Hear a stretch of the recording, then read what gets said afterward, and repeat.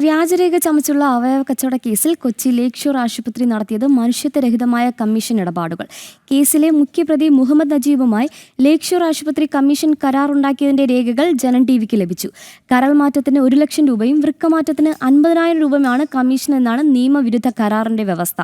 കരാറുള്ളതിന്റെ 10 മടങ്ങ് അവയവ റാക്കറ്റിന് കമ്മീഷനായി നൽകിയെന്നും കണ്ടെത്തലുണ്ട്. ജനം എക്സ്ക്ലൂസീവ്.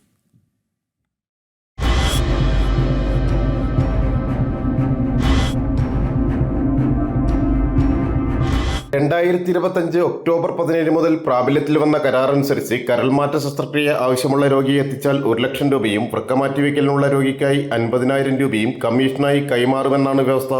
അവയവക്കടത്ത് കേസിലെ മുഖ്യകണ്ണി മുഹമ്മദ് നജീബിന്റേതാണ് Kallatras medical tourism private limited. Kallatras 1-ാം കക്ഷിയായും ലേക്ക് ഷോർ 2-ാം കക്ഷിയായും തയ്യാറാക്കിയ കരാറിന്റെ പകർപ്പുകൾ ജനം ടിവിക്ക് ലഭിച്ചു.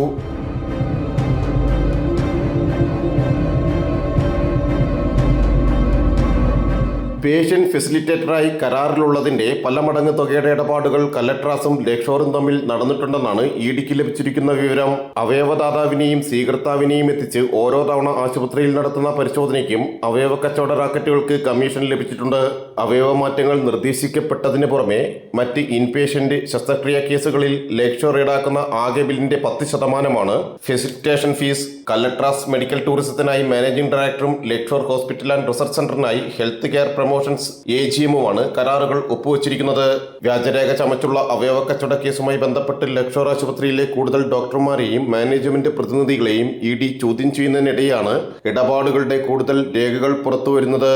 ജിജീഷ് കരുണാകരൻ, ജനം, കൊച്ചി.